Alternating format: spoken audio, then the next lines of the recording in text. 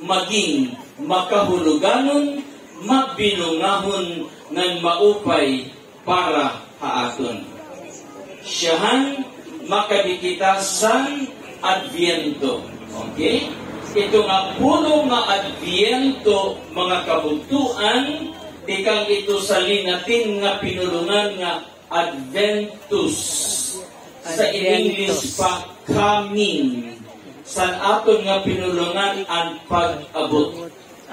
Hino ito nga ti arabot, waray iba kundi si Jesus. Jesucristo. But actually, ato gudla ginhandom ang iya pag-abot. Kay siya naabot na 2025 katuig na naglabay. Ang ato nga pagsalinurog siningan panahon sa Adviento nga amo ang pag-abot ni Jesus, ato gudla ginhandom ang naglabay para nga makahuluganon sa ato ang pagsalinurog nato sa Advent season. Okay? Amen. Yan na.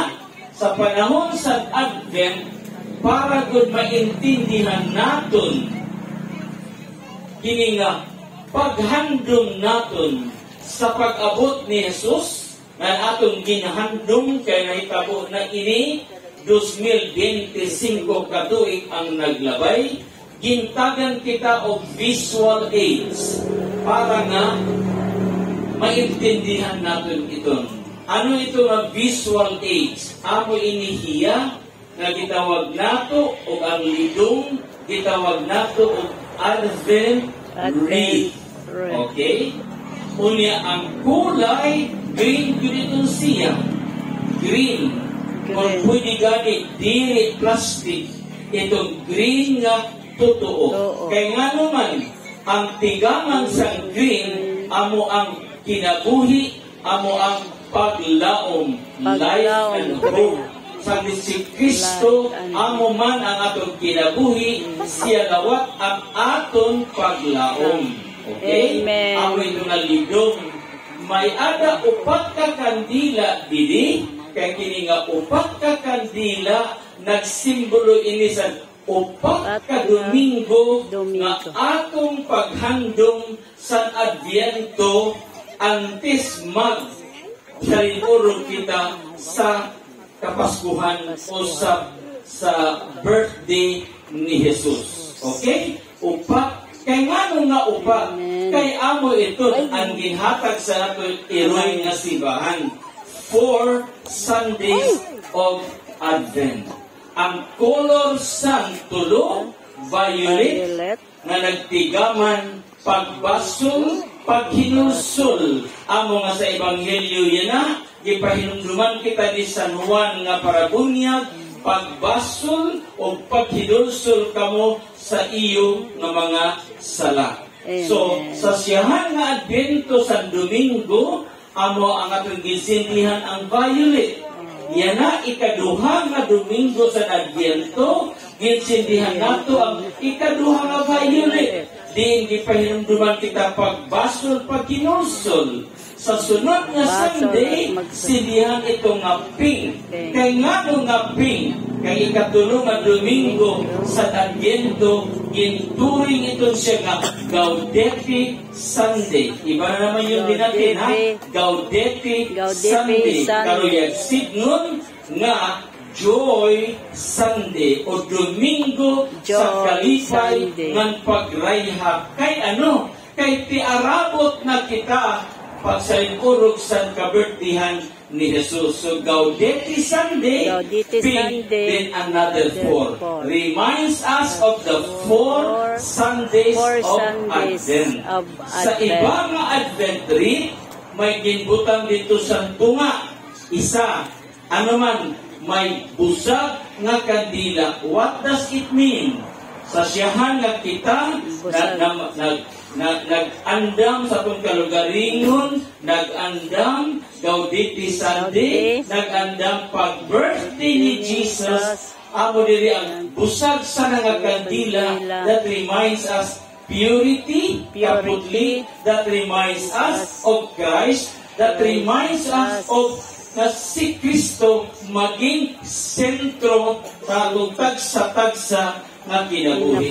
Among nabutangan og busag diri sa nga pag-remind sa aton nga sana sa upat ka Domingo nga nangandam kita panahon sa Adbyento, panahon sa Pasko nga maghandom kita san kaadlawan ni Jesus, si Kristo sana ang maging sentro sa atong kinabuhi. Amen. Si Kristo sana ang maukoy sa pasungan sa atong kasing-kasing, the cream of our heart.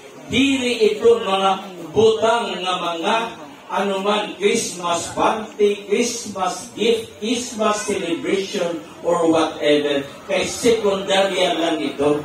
Amo ito ang simbolo sini nga Advent tree nga upat ka kandila nga may usa nga sabot nga that would symbolize nga si Kristo ang maging sentro sa among kinabuhi. So, ano ngayon ang Adbyento? Ang Adbyento, mga kaisuunan, amoy ini ang panahon sa aton seryoso nga pag-examine sa natong hunahuna, sa natong kasing-kasing, ng pag-andam sa atong kalugaringon sa pag-abot ni Jesus dida sa iya nga kaadlawan. Utuhon ko, the season of Advent is the season wherein we seriously examine our minds, our hearts, and prepare ourselves for the coming of Jesus. So, ang panahon ngayon sa Adbyento, amo ang panahon nga gihatag sa ato sa Dios sa aton paghimo sa English pa og soul searching reflection to be able to prepare ourselves well and hopefully give Jesus a space in our heart. Klaro nga nag-Adbyento, diri Christmas gift, diri Christmas party, diri whatsoever, secondary lang ito. Ang primary purpose is pag-andam sa itong kalugalingon, pagbago sa itong kalugalingon, para na sa kaadlawan ni Jesus, ang atong kasing-kasing maging pasungan ni Jesus kung saan siya matao o true sa atong kasing-kasing. Siring pasan prayer kanina, na Lord, salamat nga ginamit mo kami. Minsan kami maupay, minsan kami nagkasala, pero tuloy mo pa rin kaming ginamit.